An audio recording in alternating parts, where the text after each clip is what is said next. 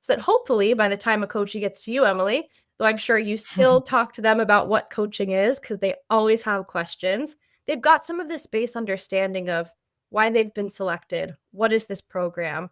What does it mean to be in coaching? But I am curious from your perspective, when a coachee comes to you, Emily, and they've never had coaching before, how do you help them to understand what coaching is as a coach?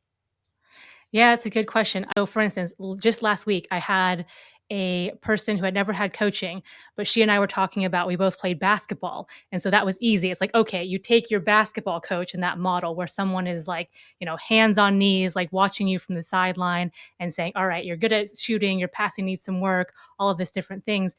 I am here to make you successful. I am here to get you to perform at your best. I want you to win, in quotes, to win the game, to be a good team member, to help your team win, all of these things. And that just clicked for her. So it was a very easy take the sports coach, lift and shift that to the business world. And that's what I'm going to do for you in business. And she was like, oh, okay, got it. So for different people, it's different things. But basically, I am unlike anyone else in your world in the sense that I don't want anything from you.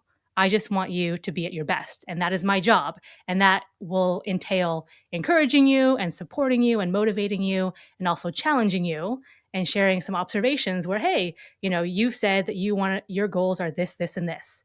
Yet in this particular scenario, your actions are going this way, and this way. What do you see about that or what comes up for you?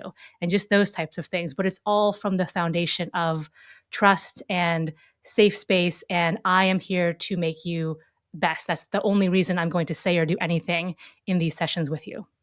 I love that, and I could not agree more. I think there's something really beautiful that happens in a coaching relationship once you establish this trust, where you can really lean on your coach to reflect back to you what's happening.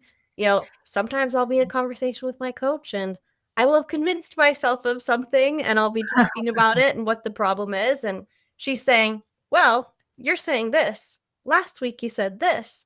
And Yep. now your actions are also saying this. So let's sit back and let's reflect together on what that means. And, we're all living in our own heads 24/7. We can convince Oh, ourselves of for pretty much sure. anything. So having that coach there to work through these challenges with you, be that extra person, that sounding board is so valuable. And we're really good storytellers and our brain is meant to tell stories. That's part of its job. But sometimes it's like the wrong story.